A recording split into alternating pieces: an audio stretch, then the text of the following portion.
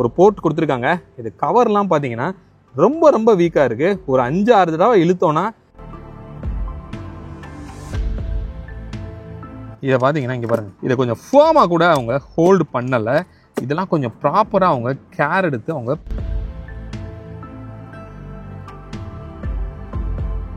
இந்த பேட்டரி நீங்கள் வெளியே எடுக்கிறீங்கன்னா வெயிட்டுக்கு நம்ம ஃபஸ்ட்டு வைக்கிற இடமே இங்கே தான். இங்கே வந்து இந்த லாக்கு ரொம்ப ரொம்ப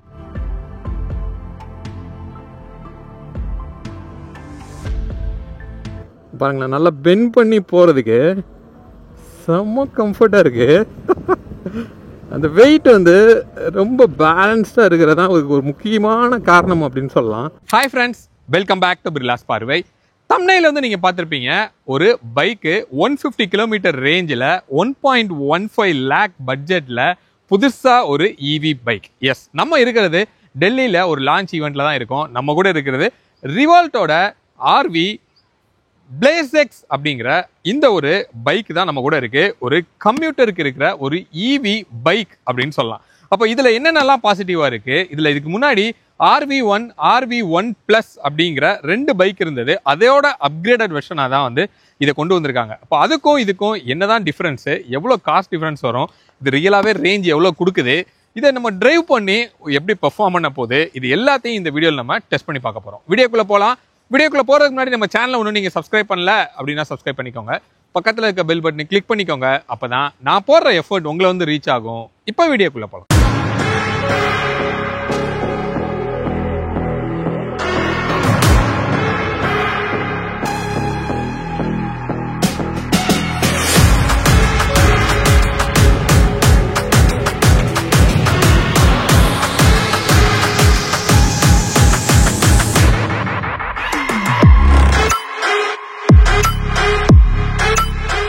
ஃபர்ஸ்ட் இதோட பட்ஜெட் அண்ட் வேரியன்ட் என்ன அப்படிங்கிறத நம்ம பார்க்கலாம். இதில் வேரியன்ட் பார்த்தோம்னா ஒரே வேரியன்ட் தான் வந்து உங்களுக்கு கொடுக்குறாங்க, ஸ்டாண்டர்ட் அப்படிங்கிற ஒரு வேரியன்ட். ஸோ இதோட பட்ஜெட் வந்து 1.15 லேக் உங்களுக்கு எக்ஸ்ஷோரூம் காஸ்ட் வந்து வரும். கலர்ஸ் அப்படின்னு பார்த்தோம்னா இந்த ரெட்டு சில்வர் ரெண்டே கலர் தான் வந்து உங்களுக்கு கிடைக்குது. அப்போ இதுக்கு முன்னாடி இருந்த RV அண்ட் RV1 விட இது பட்ஜெட் எவ்வளோ கூட அப்படின்னா ஒரு 15,000 அதிகமாக இருக்கு. RV1 வந்து ஒரு 85,000 இருந்திருக்கும். RV1 Plus 1 லேக்காக இருந்தது. அப்போ எவ்ரி இந்த மாடலுக்கும் ஒரு 15,000 வந்து டிஃபரன்ஸ் வச்சிருக்காங்க. அப்போ அது என்ன கிடைக்க போகுது அப்படின்னு கேட்டிங்கன்னா இதோட பர்ஃபார்மன்ஸ் தான். இது மேக்ஸிமம் ஸ்பீடு வந்து 85 கிலோமீட்டர் ஸ்பீடு வரைக்கும் போகும். நல்ல டிரைவபிலிட்டி இருக்குது. ஒரு இப்போ நம்ம ட்ராக்ல தான் இருக்கோம், நம்ம ஓட்டியும் பார்த்தோம், செம்ம ஹேண்ட்லிங் இருக்குது அப்படின்னு சொல்லலாம். அதுதான் இதில் இருக்கிற ப்ளஸ். அப்போ இந்த மோட்டருமே ஈக்குவல் தான், பட் இருந்தால் கூட டியூன் வந்து நல்லாவே சேஞ்ச் பண்ணியிருக்காங்க, செயின் வந்து அப்கிரேட் பண்ணியிருக்காங்க. ஸோ அது என்னென்னங்கிறத இப்போ ஒவ்வொன்றா இப்போ நான் உங்களுக்கு காமிக்கிறேன். இப்போ ஒரு வாக் அரவுண்ட் பண்ணி நம்ம பார்க்கலாம். ஃப்ரண்ட்ல இருந்து நம்ம ஸ்டார்ட் பண்ணுவோம். ஸோ ஃப்ரண்ட்ல சேஞ்சுன்னு பார்த்தா பெருசாக RV1 Plusக்கும் இதுக்கும் சேஞ்ச் இருக்கிற மாதிரி உங்களுக்கு ஒரு ஃபீல் வந்து கிடைக்கல. ஹெட்லைட் வந்து ஒரு ஓல்ட் ஸ்கூல் டைப்பில் வந்து ரவுண்டாக தான் வந்து உங்களுக்கு கொடுத்துருக்காங்க. ஒரு DRLமே வந்து ஃபுல் ரவுண்டுக்கு வந்து உங்களுக்கு இருக்குது. டியூவல் டூமா வந்து உங்களுக்கு கிடைக்குது. டிம்முக்கு பிரைட்டுக்கு ரெண்டுமே உங்களுக்கு க்ளோ ஆகும். நார்மல் ரிஃப்ளெக்டட் டைப்பில் தான் வந்து உங்களுக்கு இருக்குது. இண்டிகேட்டருமே வந்து உங்களுக்கு எல்இடியில் வந்து கொடுத்துருக்காங்க. இது வந்து கொஞ்சம் ஃப்ரிஜைலாக இருக்குது அப்படின்னு சொல்லி நம்ம சொல்லலாம். ஃபுல் எல்இடி செட்டப் வந்து உங்களுக்கு கிடைக்குது. சஸ்பென்ஷன் அப்படின்னு பார்த்தோம்னா ஒரு டெலஸ்கோபிக் சஸ்பென்ஷன் வந்து இங்கே கொடுத்துருக்கிறது நமக்கு தெரியுது. அதே மாதிரி மக்காடுமே வந்து ஒரு ஃபுல் லென்த்துக்கு வந்து ஒரு மக்காடு வந்து இருக்கு. ஸோ அதனால இன்கேஸ் உங்க கால் மேல மட்டு அடிக்கிறதுங்கிறது கொஞ்சம் பாசிபிலிட்டி கம்மி தான். இந்த பக்கம் டிஸ்க்னு வந்தோம்னா ஒரு 240 mm வந்து ஒரு டிஸ்க் கிடைக்குது. அதே மாதிரி டயரோட ப்ரொஃபைல் அப்படின்னு பார்த்தோம் அப்படின்னா ஐ திங்க் 80-90 ப்ரொஃபைல் வந்து கொடுக்குறாங்க. 17 இன்ச்சில் வந்து உங்களுக்கு கிடைக்குது. டியூப்லெஸ்ஸாகவே உங்களுக்கு வரும். அலாயுமே வந்து ஒரு மாதிரி கிரே கலர் அலாய் வந்து உங்களுக்கு கொடுத்துருக்காங்க. இங்கே டீகேல் எல்லாமே இங்கே இருக்கு. பட் இந்த டீகேல்லாம் வந்து கொஞ்சம் வீக்கு தான். இங்கே உரிச்சோன்னா அப்படியே வந்துருச்சு அப்படின்னு சொல்லலாம். இந்த மாதிரி கொஞ்சம் விஷயங்கள் குவாலிட்டி ரிலேட்டடான விஷயங்கள் கொஞ்சம் வீக்காக தான் வந்து உங்களுக்கு இருக்கு. ABS எதுவுமே வந்து நமக்கு இதில் கொடுக்கல. இங்கே அப்படியே இங்கே சைடில் வரும். ஸோ சைடில் வந்தோம் அப்படின்னா ONE Plusக்கும் இதுக்குமே வந்து கொஞ்சம் மேஜராக சேஞ்ச் மாதிரியே தெரில. மோஸ்ட்லி அப்படியே தான் ரீட்டைன் பண்ணியிருக்காங்க. வண்டியை வந்து ஒரு ஐஸ் இன்ஜினோட லுக்கு கொடுக்கணும் அப்படிங்கிறதுக்காக நிறைய விஷயங்கள் டம்மியாகவே வந்து உங்களுக்கு இதில் நடந்திருக்கு. இன்ஃபேக்ட் இந்த ஃபெண்டர் லைனுமே வந்து உங்களுக்கு இருக்கிறத நம்ம பார்க்குறோம். எல்லாமே வந்து பிளாஸ்டிக் தான். இங்கேயும் ஒரு டம்மி எக்ஸாஸ்டோட ப்ரொஃபைல்லாம் டம்மி வெண்டோட ப்ரொஃபைல் எல்லாம் வந்து உங்களுக்கு இங்கே கொடுத்துருக்காங்க. பம்பர் வந்து சிங்கிள் பார்ல வந்து உங்களுக்கு கிடைக்குது. இங்கேயுமே நீங்க பார்க்கலாம் ஒரு ஏர் வெண்ட் மாதிரியான டம்மியான ப்ரொஃபைல் தான் வந்து அதுவும். இது வந்து மெட்டல்ல ஒரு ஃபின் கொடுத்துருக்காங்க. பேட்டரியை கூல் பண்ணுறதுக்காக ஒரு ஃபின் செட்டப்பும் வந்து உங்களுக்கு இருக்குது. இங்கே ரிவோல்ட்டோட பேட்ச் வந்து உங்களுக்கு இருக்கிறது தெரியுது. அதே மாதிரி இந்த சைடில் வந்தோம் அப்படின்னா ஒரு சின்ன ஏர் வெண்ட்டு ஃபங்க்ஷனலாகவே உங்களுக்கு இதில் இருக்குது. இது வந்து ஒரு ஹப் மோட்டரில் உங்களுக்கு கொடுக்கல, சென்ட்ரலில் மோட்டர் வந்து உங்களுக்கு பிளேஸ் பண்ணியிருக்காங்க. இதுதான் வந்து மோட்டர் அப்படின்னு சொல்லலாம். அப்போ வெயிட் எல்லாமே வந்து இங்கே ஃப்ரண்ட்டில் தான் வந்து உங்களுக்கு இருக்குது. அதே மாதிரி பேட்டரியுமே இங்கே தான் உங்களுக்கு டக்கின் ஆகிருக்கு. அப்போ வெயிட் பேலன்சிங் வந்து டிஸ்ட்ரிபியூஷன் ரொம்ப நல்லா நடந்திருக்கு. சிஜிங்கிறது நல்லா இருக்கிறதுனால இந்த வண்டியை நீங்கள் பெண்ட் பண்ணி ஓட்டிட்டு போகிறதுக்கு ரொம்ப நல்லாயிருக்கும். 85 கிலோமீட்டர் வரைக்கும் இந்த ஸ்பீடு போகிறதுனால இது வந்து ஒரு கம்ப்யூட்டராக இருந்தால் கூட கொஞ்சம் பெர்ஃபார்மன்ஸாகவும் இருக்குது அப்படின்னு சொல்லி நம்ம சொல்லலாம். இதை சார்ஜ் பண்ணுறதுக்கு இங்கே சைடில் வந்து ஒரு போர்ட் கொடுத்துருக்காங்க. இது கவர்லாம் பார்த்தீங்கன்னா ரொம்ப ரொம்ப வீக்காக இருக்குது. ஒரு 5-6 தடவை இழுத்தோன்னா இந்த மூடி தனியாக வந்து உங்களுக்கு வந்துடும். இங்கே ஒரு சார்ஜிங் போர்ட் இருக்குது. இன்கேஸ் உங்களுக்கு வெளியில் உங்களால் சார்ஜிங்க்கு ப்ளக் ரெடி பண்ண முடியும் அப்படின்னா நீங்கள் பண்ணிக்கலாம். இன்கேஸ் நீங்கள் வந்து ஒரு அப்பார்ட்மெண்ட்டில் இருக்கீங்க, உங்களால் இது பண்ண முடியாது அப்படிங்கிற பட்சத்தில் இங்கே நம்ம வந்து பேட்டரியை தனியாக எடுக்க முடியும். நான் உங்களுக்கு எடுத்து காமிக்கிறேன். இந்த கீயை வந்து எடுத்து இப்படி கீழே வந்து இங்கே ஒரு கீ இருக்குது, லாக்கு. இதை நான் என்ன பண்ணுறேன், இதை ஓப்பன் பண்ணிவிட்டு இதை இப்படி அமுக்கி, ஒரு கையில் பண்ணுறது கொஞ்சம் கஷ்டம்தான், அட்ஜஸ்ட் பண்ணிக்கோங்க. ஒரு கையில் இதை அமுக்கிக்கிட்டு இதை திறக்கிறேன். எஸ், இங்கே வந்து நம்ம அப்படியே ஓப்பன் பண்ணிட்டோம். ஸோ ஓப்பன் பண்ணோன்னா இங்கே ஒரு சின்னதாக ஒரு ட்ரே வந்து உங்களுக்கு இருக்குது மேலே. இந்த ட்ரேவை நீங்கள் இப்படி ஈஸியாக எடுத்துடலாம். இது எல்லாமே ரொம்ப ரொம்ப ரொம்ப ரொம்ப லைட் வெயிட்டான பிளாஸ்டிக்ஸ்லாம் கொடுத்துருக்காங்க. இந்த குவாலிட்டி எல்லாமே ரொம்ப ஆவரேஜாக தான் இருக்குது அப்படின்னு சொல்லலாம். இங்கே உள்ளே வந்து பேட்ரி இருக்கிறத நீங்கள் பார்க்குறீங்க. 3.2 kWh இருக்கிற ஒரு பேட்ரி. இங்கே சாக்கெட் வந்து உங்களுக்கு இருக்குது. அதே மாதிரி இங்கேயுமே ஒரு லாக் வந்து உங்களுக்கு கொடுத்துருக்காங்க. அது எதுக்காக அப்படின்னா, இப்போது இதை நீங்கள் வெளியில் இழுத்தீங்க அப்படின்னா இந்த பேட்ரி வந்து வெளியில் வராது. சேஃப்டி ரீசனுக்காக இங்கே இப்படி எடுத்துகிட்டு இதை வந்து நீங்கள் கழட்டிக்கலாம். இந்த ப்ளக்கை வந்து இப்படி நீங்கள் கழட்டினீங்கன்னா இந்த மாதிரி இதை ரிமூவ் பண்ணிக்க முடியும். எய்தர் இதை அப்படியே நீங்கள் கழட்டி தூக்கிட்டு போய் மறுபடியும் இந்த கீயை எடுத்து என்ன பண்ணணும்னா இங்கே வந்து இதை போட்டு இதை ஓப்பன் பண்ணணும். இது கண்டிப்பாக 2 கை நமக்கு தேவைப்படும். இதை போட்டுட்டு நான் ரிமூவ் பண்ண ஷார்ட் வந்து உங்களுக்கு போடுறேன். இதை பண்ணிவிட்டு இந்த பேட்டரியை நீங்கள் அப்படியே வெளியில் தூக்கிக்கலாம். தூக்கி உங்களோட வீட்டில் மேலே கொண்டு போய் நீங்கள் சார்ஜ் பண்ணிக்கணும். பட் வெயிட்டுன்னு பார்க்கும்போது கொஞ்சம் அதிகம் தான். உங்களால் செகண்ட் ஃப்ளோர்லாம் நீங்கள் தூக்கிட்டு போகணுன்னா ரொம்ப கஷ்டம். இங்கே வந்து ஒரு எம்சிபி வந்து உள்ளே இருக்குது. ஒன்ஸ் நீங்கள் எல்லாத்தையும் நீங்கள் போட்டுட்டீங்க, இந்த ப்ளக்கை வந்து திருப்பி நீங்கள் மாட்டுறீங்க. ஓகே, திருப்பி மாட்டிட்டு இந்த லாக்கை வந்து இப்படி போட்டுக்கணும். போட்டுட்டு இந்த எம்சிபியை வந்து நீங்கள் ஆன் பண்ணணும். பட் இந்த எம்சிபியோட குவாலிட்டிலாம் நீங்கள் பார்த்தீங்கன்னா கொஞ்சம் ஒஸ்ட்டு தான்.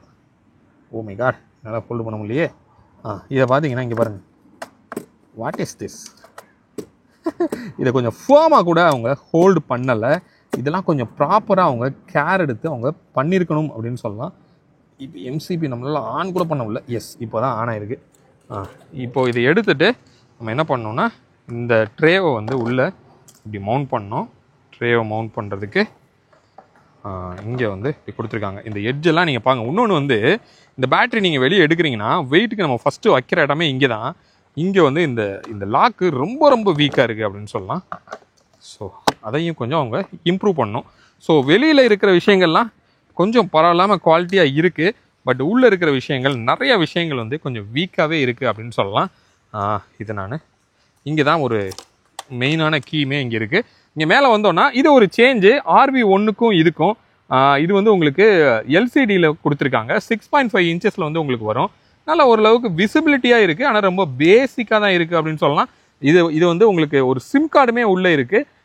உங்களோட மொபைல்லேருந்து இதை நீங்கள் கனெக்ட் பண்ணி இந்த பைக் எங்கே இருக்குது அப்படிங்கிறத ஜியோ ஃபென்சிங்கும் நீங்கள் பண்ணலாம். அதே நேரத்தில் இது எங்கே இருக்குங்கிறத உங்களை லைவாக மானிட்டர் பண்ண முடியும். அதுக்காக கொடுத்துருக்காங்க. மிச்சபடி டர்ன் பை டர்ன் நேவிகேஷனோ உங்களோட கால் அலர்ட்டோ ப்ளூடூத் கனெக்டிவிட்டியோ இதில் வந்து கிடையாது. ஒரு USB சார்ஜருமே நமக்கு இல்லை. ஒரு ஐஸ் இன்ஜின் இருக்கிற பைக்லேயே கொடுக்குறாங்க. ஆனால் ஒரு EV பைக்கில் வந்து கொடுக்கல. அது ஏன் அப்படின்னு தெரில. இங்கே வந்து ஒரு பட்டன் இருக்குது. இந்த பட்டனை ப்ரெஸ் பண்ணுறதுங்கிறது அப்பா வாய்ப்பே இல்லை. அவ்வளோ ஹார்டாக வந்து உங்களுக்கு இருக்குது. இதெல்லாம் கொஞ்சம் வந்து அவங்க இம்ப்ரூவ் பண்ணணும். ஸ்விட்ச் கியர்ஸ்ன்னு பார்த்தா கூட கொஞ்சம் குவாலிட்டி வந்து வீக்கு தான். நீங்கள் இங்கே சைடில் இது பண்ணிக்கலாம். ஹார்ன் ஓரளவுக்கு லவுடாக வந்து உங்களுக்கு இருக்குது. இங்கே இன்ஜின் மோட்டர் ஆன் பண்ணுறது ஆஃப் பண்ணுறதுக்கு இங்கே சுவிட்ச் வந்து கொடுத்துருக்காங்க. இது வந்து டிரைவ் மோட் அப்படின்னு சொல்லலாம். 3 டிரைவ் மோடு இருக்குது. ஈக்கோ, நார்மல், ஸ்போர்ட்ஸ் அப்படின்னு சொல்லி 3 டிரைவ் மோடு. இதில் ஒரு ரிவர்ஸ் கியருமே வந்து உங்களுக்கு இருக்குது. ரிவர்ஸில் போட்டோம் அப்படின்னா ஒரு 7 கிலோமீட்டர் ஸ்பீடில் நீங்கள் ஆக்சிலேட்டர் கொடுத்தீங்கன்னா வண்டி வந்து பின்னாடி போகும். இங்கே ஒவ்வொன்றுக்கும் இங்கே ரேஞ்ச் மாறுது. இப்போ ஈகோ மோடில் நான் வச்சுருக்கேன். இங்கே நீங்கள் பார்க்கலாம் 132 இருக்குது. இது அப்படியே நான் வந்து நார்மல் மோடுக்கு மாட்டுறேன் 96, திருப்பி ஸ்போர்ட்ஸ் மோடுக்கு மாற்றுறேன் 70. அப்போது கிட்டத்தட்ட பாதிக்கு பாதி வந்து இதோட ரேஞ்ச் வந்து ஸ்போர்ட்ஸ் மோடில் குறையுது. அப்போ இதோட ரேஞ்ச் அவங்க கோட் பண்ணுறது 150, அதோட ரியல் லைஃப் வந்து ஒரு 110லேருந்து 120 இருக்கும். அதே இது நீங்கள் அப்படியே ஸ்போர்ட்ஸ் மோடில் போட்டிங்கன்னா 50 to 60 தான் வந்து உங்களுக்கு ரேஞ்சு கிடைக்கும். ஓகே, இங்கே சைடில் செயின் வந்து கொடுத்துருக்காங்க அப்படின்னு நம்ம சொன்னோம். இப்போ பெல்ட்டுக்கு பதிலாக செயின் கொடுத்துருக்காங்க. இது ஒரு நல்ல விஷயம் அப்படின்னு சொல்லலாம். அதுக்கு முக்கியமான காரணம் சவுண்ட் வந்து ரொம்ப நல்லாவே சைலண்ட்டாக இருக்குது. பெல்ட் போடும்போது ஒரு மாதிரி வான்னு ஒரு சவுண்ட் வரும். அந்த சவுண்ட்லாம் இதில் இல்லை. இன்னொரு அவங்க ஸ்டேட்மெண்ட் என்னென்னா இந்த இந்த கேப் வந்து நல்லா அதிகமாகவே வந்து நாங்கள் கொடுத்துருக்கோம்னு சொல்கிறாங்க.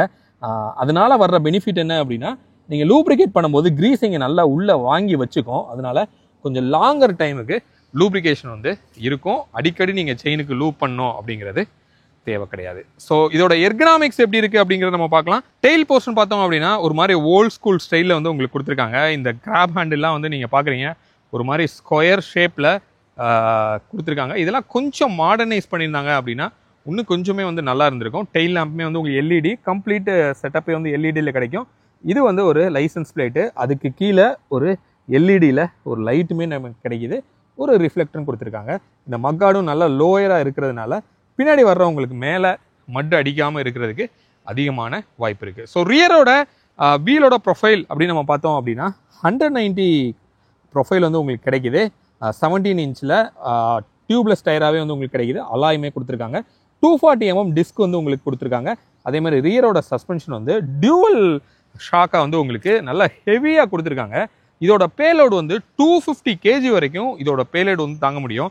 என்ன மாதிரி வெல் பில்ட்டாக இருந்தால் கூட 2 பேர் அசால்ட்டாக வந்து இதில் ட்ராவல் பண்ணலாம். அதே மாதிரி இந்த ஃபுட்பேக் வந்து மிடில் தான் இப்போதைக்கு வந்து உங்களுக்கு இருக்குது. பட் இதை வந்து நீங்கள் என்ன பண்ணிக்கலாம் அப்படின்னா மூவ் பண்ணிக்கலாம். இதை தூக்கி அந்த பக்கமும் அந்த பக்கத்தில் இந்த பக்கத்தில் போட்டிங்கன்னா ஒரு 3 inches வந்து பேக்குக்கு போகும். இப்போ கொஞ்சம் அக்ரெசிவான ஒரு மோடு வந்து டிரைவிங்கோட போஸ்டர் வந்து உங்களுக்கு அதில் கிடைக்கும். இப்போ இந்த பைக்கோட எக்கனாமிக்ஸ் வந்து நம்ம டெஸ்ட் பண்ணி பார்க்கலாம். ஸோ காலை திக் போட்டோம்னா இதோட சீட் ஹைட் வந்து 790 mm. மோஸ்ட்லி காமனாக பைக்கில் இருக்கிற அதே ஹைட் உங்களுக்கு கொடுத்துருக்காங்க. நான் ஒரு 5'8". ஸோ எனக்கு நல்லா கீழே வந்து ஃப்ளாட் ஃபுட் ஆகுது. எனக்கு தெரிஞ்ச ஒரு 5'6" வரைக்கும் நீங்கள் ஈஸியாக இதை வந்து ஹேண்டில் பண்ணலாம். அதே மாதிரி ரொம்ப குட்டியாக இருக்கிற மாதிரி ஒரு ஸ்ப்ளெண்டர் இருக்கிற மாதிரியான ஒரு ஃபீல் தான் இருக்குது. அப்போ கம்யூட் பர்பஸ்க்கு நீங்கள் அப்படி கட் பண்ணி போகிறதுக்கு கண்டிப்பாக உங்களுக்கு கம்ஃபர்டபுளாக இருக்கும் அப்படின்னு சொல்லலாம். அதே மாதிரி நம்மளோட ஃபுட்பேக்கு நான் சொன்னேன் இது கொஞ்சம் ரொம்ப ரைஸ்டாக இருக்குது. நான் கால் எவ்வளோ தூரம் வச்சுருக்கேன் பாருங்கள். எனக்கு அந்த ஒரு வி ஷேப் வந்து உங்களுக்கு கிடைக்கல. அதனால் கால் வலி வர்றதுக்கு உங்களுக்கு வாய்ப்பு இருக்குது. இது இன்னும் கொஞ்சம் கீழே இறக்கி ஒரு 1 or 2 inches கீழே இறக்கியிருந்தாங்க அப்படின்னா இன்னும் கொஞ்சம் நல்லாவே இருக்கும் அப்படின்னு சொல்லலாம். மேபி இந்த ஃபுட்பேக்கை பின்னாடி தள்ளணுன்னா அந்த ஒரு ஃபீல் கிடைக்குமா அப்படிங்கிறது தெரில. அதே மாதிரி கையோட பொசிஷனுமே நீங்கள் பார்க்கலாம். ஓரளவுக்கு நல்லா ஸ்ட்ரைட்டாக நம்மளால் உட்கார வச்சுக்க முடியுது. இந்த ஹேண்ட்பார்லாம் நம்மளால் அட்ஜஸ்டபுளாக ஒன்றும் பண்ண முடியாது. ஒரு பிளாக் கலரில் வந்து கொடுத்துருக்காங்க. அதனால ஓகே அப்படின்னு கூட நம்ம சொல்ல முடியும். கீழே வந்து உங்களுக்கு லெக்கில் இருக்கிற பிரேக் கிடையாது. ஒன்லி லெஃப்ட் அண்ட் ரைட்டில் இருக்கிற இந்த பிரேக்ஸ் மட்டும்தான் வந்து உங்களுக்கு கொடுத்துருக்காங்க. சைட் ஸ்டாண்ட் மட்டும் இருக்குது. மெயின் ஸ்டாண்ட் வந்து நமக்கு இதில் கிடையாது. இப்போ இதோட வாரண்டி டீட்டெயில் அப்படிங்கிறத நம்ம பார்க்கலாம். ஏன்னா ஈவி அப்படிங்கிறப்போ இந்த வாரண்டி அப்படிங்கிறது ரொம்ப முக்கியம் அப்படின்னு சொல்லலாம். ஒரு 3 yearsக்கு 40,000 kilometers கம்பெனி வாரண்டி கொடுக்குறாங்க. பட் அதை உங்களால் எக்ஸ்டெண்ட் பண்ணிக்க முடியுது. 5 yearsக்கு 75,000 kilometers வரைக்கும் நீங்கள் வாரண்டி எக்ஸ்டெண்ட் பண்ணலாம். பட் அது எவ்வளோ பட்ஜெட்டில் எக்ஸ்டெண்ட் ஆகும் அப்படிங்கிறது தெரில. அவங்களுக்குமே கேட்டதுக்கு ஐடியா இல்லை, இன்னும் ஃபிக்ஸ் பண்ணல அப்படின்னு சொல்கிறாங்க. அப்போ இந்த பேட்டரி இன்கேஸ் வாரண்டிக்கு அப்புறம் நீங்கள் ரீப்ளேஸ் பண்ணோம் அப்படின்னா ஒரு 60,000 to 70,000 ஆகும் அப்படின்னு சொல்கிறாங்க. பட் அவ்வளோ சீக்கிரத்தில் வந்து இது போகாது அப்படிங்கிறது அவங்களோட ஸ்டேட்மெண்ட். இப்போ இந்த ரிவோல்ட்டோட ஆர்வி பிளேஸ் நம்ம டிரைவ் பண்ணி நம்ம பார்க்க போகிறோம் எப்படி பெர்ஃபார்ம் பண்ணுது அப்படின்னு சொல்லி. ஃபஸ்ட்டு நான் ஈகோ மோடில் தான் வந்து நான் போட்டுக்கிறேன். லான்ச் வந்து எப்படி ஆகுது ஈகோவில் அப்படிங்கிறத நம்ம பார்ப்போம். நீங்கள் பார்க்கலாம் ஈவிக்கே உரித்தான அந்த ஒரு சடன் புல் வந்து உங்களுக்கு இதில் கிடைக்கும். அப்படி ஓகே. ஸோ ஈகோவில் நான் இப்போ ஃபுல் த்ராட்டில் வந்து நான் கொடுத்துருக்குறேன். நான் சொன்ன மாதிரி ஃபுட்பேக் மட்டும் எனக்கு கொஞ்சம் கரெக்டாக செட் ஆகலை என்னோடய ஹைட்டுக்கு. நல்லா கர்வ்டாகவே வந்து உங்களுக்கு இருக்குது. ஓ இவ்வளோ ஷார்ப்பு. ஓகே பாருங்களேன், நல்லா பெண்ட் பண்ணி போகிறதுக்கு செம்ம கம்ஃபர்ட்டாக இருக்குது. அந்த வெயிட் வந்து ரொம்ப பேலன்ஸ்டாக இருக்கிறது தான் ஒரு முக்கியமான காரணம் அப்படின்னு சொல்லலாம். ஓகே. ஹேண்ட்பாருமே வந்து செம்ம கம்ஃபர்ட்டாக வந்து உங்களுக்கு இருக்குது. ஃபுல் த்ராட்டில் கொடுக்குறதுக்கு இன்னும் வாய்ப்பு கிடைக்கல. இப்போ நான் ஒரு ஸ்ட்ரெயிட் ரோடு வரும், நான் ஒரு ஃபுல் த்ராட்டில் உங்களுக்கு நான் கொடுத்து காமிக்கிறேன். ஸோ அந்த ஈவிக்கே உரித்தான அந்த பெல்ட் சவுண்ட் வந்து உங்களுக்கு இல்லை.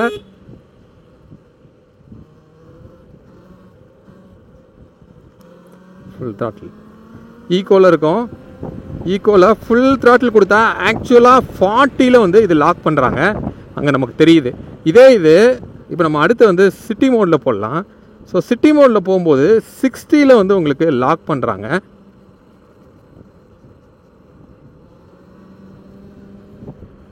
ஓ வா,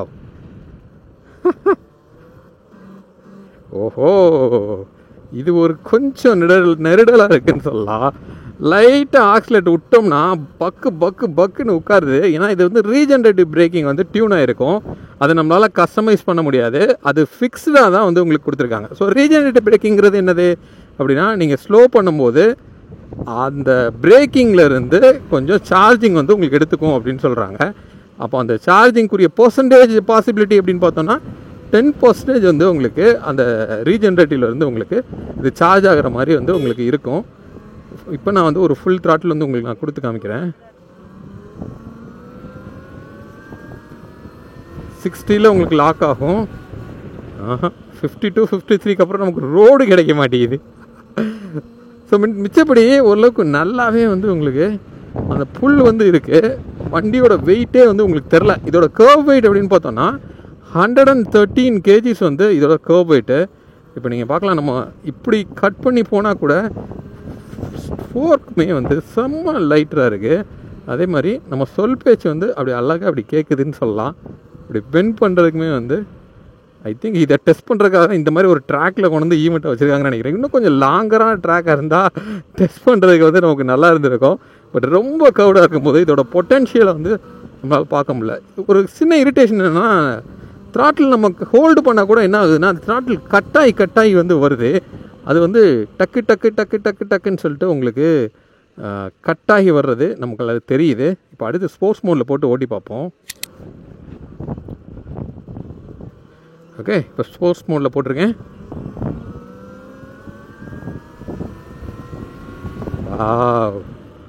ஸ்போர்ட்ஸ் மோடில் போட்டால் தான் அந்த ரீஜெனரேட்டிவ் நல்லாவே கம்மியாயிருச்சு அப்படின்னு சொல்லலாம். இப்போ நம்ம ஆக்சிலேட்டர் கொடுத்தோன்னா பக்கு நடுவில் கட்டாச்சுல, அந்த ஒரு இஷ்யூ வந்து இதில் இல்லை. ஒரு மாதிரி ஸ்மூத்தாக ஒரு ஃப்ளோ வந்து உங்களுக்கு கிடைக்குது. அப்படியே பிரேக்கிங்கை வந்து அப்படி ஓப்பனாக விட்ட மாதிரி நம்ம எப்படி ஐஸ் இன்ஜினில் ஒரு ஃபீல் இருக்குமோ அந்த ஃபீல் வந்து இந்த ஸ்போர்ட்ஸ் மோடில் தான் கிடைக்கிது அப்படின்னு சொல்லலாம். பட் இந்த ஸ்போர்ட்ஸ் மோட்லலாம் போட்டோம் அப்படின்னா ரேஞ்ச் அப்படிங்கிறது கண்டிப்பாக ஒரு பிரச்சனையாக வந்து உங்களுக்கு இருக்கும். கிட்டத்தட்ட உங்களுக்கு வர்றதே பார்த்திங்கன்னா ஒரு 70 to 75 தான் வந்து ஃபுல் சார்ஜுக்கே வந்து ரேஞ்ச் கிடைக்கும் அப்படின்னு சொல்லலாம். அதனால் ஐயோ அப்பா ஐ திங்க் நான் வந்து இந்த பிரேக்கை ஹோல்ட் பண்ணுறதுனால தான் நினைக்கிறேன். எஸ், இந்த பிரேக்கை லைட்டாக நம்ம கட் பண்ணோன்னா கப்னு உங்களுக்கு வந்து உட்காருது. ஃபுல் த்ராட்டில் கொடுக்குறேன். பாடி ஒரு 70 வரைக்கும் போகிறதுக்காக நமக்கு வாய்ப்பு கிடைச்சிது. கால் வந்து கீழே பிரேக்கை தேடுது. ஸோ சிட்டிக்கே கண்டிப்பாக நல்லா இருக்குங்க. ஏன்னா வெயிட்டு கம்மியாக இருக்குது, ஹீட்டு பிரச்சனை வந்து கிடையாது. சும்மா அழகாக எடுத்து அப்படியே ஓட்டிகிட்டு போயிட்டே இருக்கலாம். நீங்கள் பேட்ரி டவுன் ஆகாத வரைக்கும் பிரச்சனை இல்லை. அதாவது பேட்ரி ப்ராப்ளம் ஆகாத வரைக்கும் வந்து உங்களுக்கு பிரச்சனை இல்லை. செயினோட சவுண்ட் பெருசாக இல்லை, செயினோட வைப்ரேஷனுமே வந்து நமக்கு கீழே கால் வரைக்கும்லாம் வந்து நமக்கு பெருசாக இல்லை. இது ஸ்ட்ரெயிட் ரோடில் ஓட்டிட்டு பார்த்துருந்தோம்னா இன்னும் கொஞ்சம் நமக்கு நல்லா இருந்திருக்கும். அது மட்டும் நமக்கு மிஸ் ஆயிடுச்சு. ஓகே, சஸ்பென்ஷன் அப்படின்னு பார்த்தோம் அப்படின்னா ரொம்ப ஸ்டிஃபான ஃபீல் வந்து ரியரில் இருக்குது. ஃப்ரண்ட் வந்து நல்லா சாஃப்டாகவே வந்து உங்களுக்கு கொடுத்துருக்காங்க. அதனால் உங்களுக்கு ஓரளவுக்கு ஓகேவாக இருக்குது. ஒரு ஸ்ட்ரெச் கிடச்சிருக்கு. ஃபுல் த்ராட்டில் கொடுக்குறேன். எஸ், ஒரு 65 வரைக்கும் நம்மளால் போக முடிஞ்சுது. பிரேக்கிங் வந்து காம்பி பிரேக்கிங் வந்து உங்களுக்கு இருக்குது. நீங்கள் பேக்கை மட்டும் பிடிச்சா கூட இப்போ பாருங்கள், நான் ஒரு பேக் மட்டும் கூட உங்களுக்கு ப்ரெஸ் பண்ணி காமிக்கிறேன். லைட்டாக ஒரு ஸ்ட்ரைட் ஒரு இங்கே நம்ம அப்ளை பண்ணலாம். கொஞ்சம் ரியர் வந்து ஸ்லிப் ஆகிறது நமக்கு தெரியுது. இது ஃப்ரண்ட்டையும் சேர்த்து நம்ம அப்ளை பண்ணி பார்க்கலாம். பட் ப்ராமிசிங்காக வந்து உங்களுக்கு இருக்குது. பட் காம்பி எஃபெக்டிவாக ஒர்க் ஆகுதான்னா கொஞ்சம் டவுட் தான். Okay, right. ஸோ ரெண்டையும் பிடிச்சி பண்ணும்போது ஓரளவுக்கு கான்ஃபிடெண்ட்டாக ப்ராமிசிங்கான ஒரு பிரேக் வந்து இருக்குது. பட் பேக் மட்டும் பிடிச்சோம் அப்படின்னா கொஞ்சம் ரியர் வந்து ஸ்கிட் ஆக தான் செய்யுது. ஏபிஎஸ் வந்து கொடுத்துருக்கலாம். இன்னுமே வந்து வண்டி திக்கி போகுதே, அது என்ன காரணமாக இருக்கும்? உங்களுக்கு தெரிஞ்சால் கமெண்ட்டில் வந்து சொல்லுங்கள். இன்கேஸ் நான் ஏதாவது தப்பு பண்ணுறேன்னா அப்படிங்கிறதையும் நீங்கள் சொல்லலாம். ஸோ மொத்தத்தில் இந்த வண்டி ட்ரைவ் பண்ணுறதுக்கு எப்படி இருக்குது அப்படின்னு கேட்டிங்கன்னா, எஸ், ஒரு த்ராட்டில் கொடுக்கலாம்.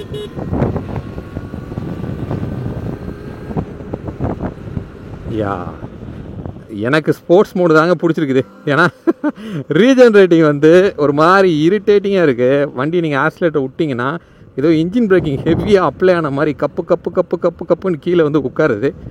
அதர் தேன் தட் இதில் ஓரளவுக்கு நல்லாவே வந்து உங்களுக்கு இதில் இருக்குது. ஸ்போர்ட்ஸ் தான் வந்து வேறு லெவலில் இருக்குது. ஸோ அப்போது ஒரு கம்ப்யூட்டரில் ஓரளவுக்கு நல்ல பெர்ஃபார்மன்ஸ் இருக்கிற ஒரு ஈவி பைக் அப்படின்னு சொல்லலாம். கை வந்து கொஞ்சம் பெயின் இருக்கிற ப்ராப்ளம் இருக்குது. ஏன்னா இப்போ நம்ம ரொம்ப கட் பண்ணி ஓட்டுறதுனால இன்னொன்று அது வண்டி வேறு கப்புன்னு அடைக்குதா, அதனால் நமக்கு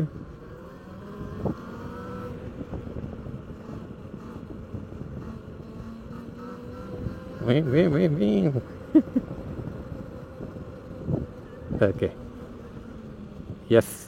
ஸோ ஓவரால் இந்த வண்டியோட டிரைவிங் பெர்ஃபார்மன்ஸ் அப்படின்னு நம்ம பார்த்தோம் அப்படின்னா, ஓரளவுக்கு இம்ப்ரெசிவாக இருக்குது அப்படின்னு சொல்லலாம்.